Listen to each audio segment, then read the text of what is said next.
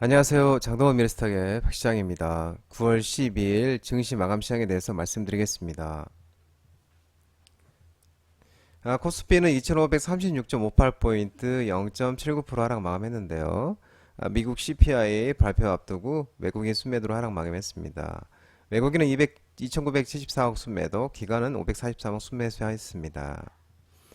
코스닥은 898.04포인트 1.59% 하락 마감했는데요. 외국인이 1,407억 원 순매도하면서 하락 마감했습니다. 기관은 1,348억 원 순매수했습니다. 우리 미국이 CPI 소비자 물가 지수가 13일 내일인데 미국 현지 시간 13일인데요. 내일 저녁에 나오겠죠. 내일 밤에 나오겠죠. 이 미국의 8월 소비자 물가 지수 CPI 발표를 앞두고 하락했는데 외국인의 좀 매도세가 강한 모습이었습니다. 2,914억 순매도를 했는데 이 또한 코스닥도 12거래일 만에 또 900선이 깨지면서 또 하회를 하면서 마감했습니다. 전날 미국 증시에서도 테슬라가 급등했는데도 2차 전지 중심으로 매물이 출회되면서 특히 또 코스닥 같은 경우는 또 지수 하방 압력이 가중되고 있는 그런 모습이고요. 미국도 CPI 발표를 앞두고 인플레이션 경계감에 경계심이 좀 상존하는 그런 모습입니다. 원달러 환율은 1327.80달러 0.25% 하락 마감했는데요. 이하나와 엔화 등 아시아 통화 강세에 환율은 하락 마감했습니다. 오늘 특징주를 살펴보겠습니다. 오늘 특징주는 자율주행차 관련 종목들이 좋은 흐름을 보였습니다. 이 테슬라가 슈퍼컴퓨터 이 도조 개발에 따른 이 자율주행 사업 확장 기대감 속에 프론티어가 상한가를 갔고요. 캠시스, 에이테크 솔루션, 더 미동, 옵트론텍 이런 이제 자율주행차 카메라 모듈 이 종목들의 움직임이 있었는데요. 이 이제 모건 스탠리가 테슬라를 목표가를 주당 250달러에서 400달러로 60% 상향한 가운데 그러면서 이제 테슬라가 10% 이상 급등했었죠. 모건 스탠리는 이 테슬라가 도입하고 있는 이 슈퍼컴퓨터 도조, 슈퍼컴퓨터 이름이 도조인데요. 이 도조가 이 장기적으로 테슬라의 평가 가치를 최대 5천억 달러, 약 우리나라 돈으로 664조 원 높여줄 수 있다고 평가를 했고요.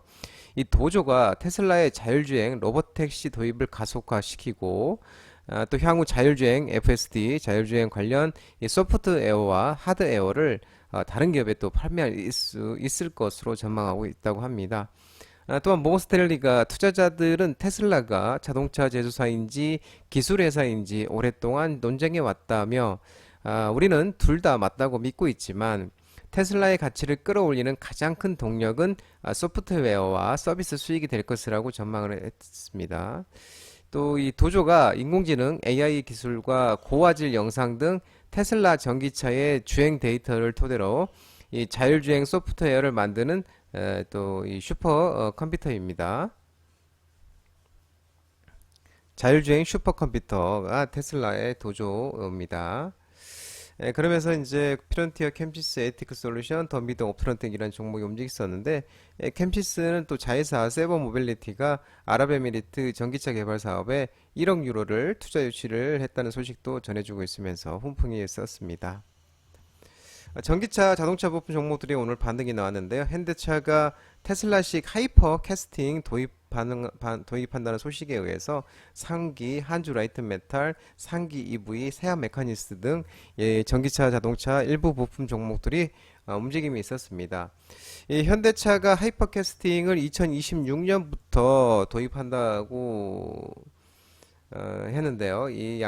여기에 이제 도입할 수 있도록 주조, 가공, 조립 생산 공장을 짓기로 했다고 전해지고 있습니다.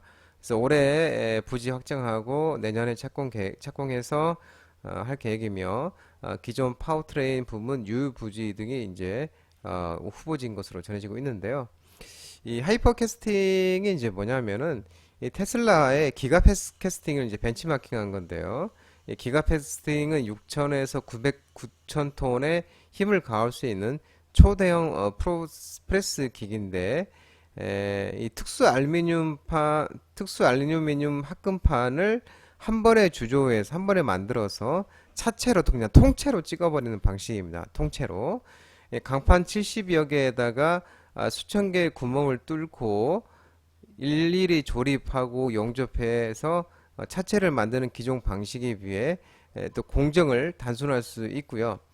테슬라가 2020년 처음 도입한 이 공법으로 생산 속도도 대폭 줄이면서 비용도 30% 절감한 것으로 알려지고 있습니다. 이거를 이제 현대차가 하이퍼캐스팅을 도입한다는 소식에 일부 종목들이 움직임이 있었습니다.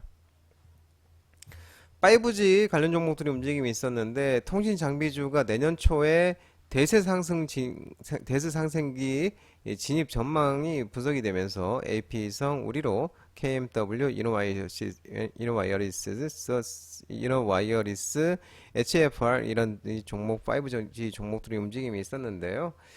이 네트워크 장비 업체들의 분기 실적과 수주 동향이 장기와 단기 주가에 적지 않은 영향을 미쳤지만 역시 가장 큰 주가 상승의 원동력은 차세대 네트워크 도입에 따른 수혜 기대라고 밝히고 있고요.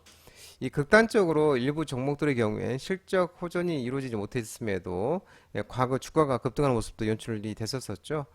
가장 큰 이유가 네트워크 진화에 따른 수혜 기대감이 엄청났었고 또한 수급 쏠림 현상이 나타났기 때문이었습니다.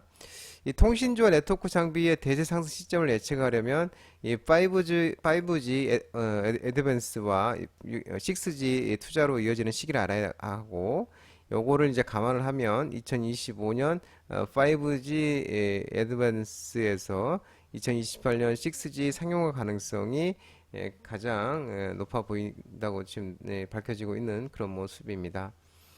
2025년 상반기 5G 애드밴스 서비스가 상용화 절차를 밟는다면 2024년 하반기 통신주는 장비는 2024년 초 대세 상승기로 진입할 수 있을 것으로 전망되고 있는 모습입니다.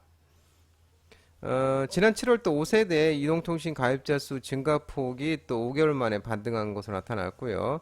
과기부와 무선통신 서비스 가입 현황 통계에 따르면 7월 5G 가입자 수도 전월 대비 약 34명 증가한 3,110명 명으로 집계가 됐다고 합니다. 그때 기타 주 종목들을 좀 살펴보면 주요 테마상을 살펴보도록 하겠습니다. 주요 엔터사 SM, YG 엔터테인먼트, 하이브 등 이 주요 엔터사가 아티스 모멘텀 이 부각 속의 수익성 개선 기대감 등의 엔터테인먼트와 음반 관련 종목들이 움직임이 있었고요. 지스타 기대감 및 국내 게임 업체 신작 흥행 모멘텀 지속되면서 게임과 모바일 게임 관련 종목들이 또 움직임이 있었죠. 또 그 현대차가 테슬라식 하이퍼 커스팅 도입 소식에 일부 전기차와 자동차 부품 테마들이 상승했는데 앞서서 말씀을 드렸었는데 또 적어놨네요. 2차전지를 좀 보면 2차전지가 이 테슬라가 급등했는데요.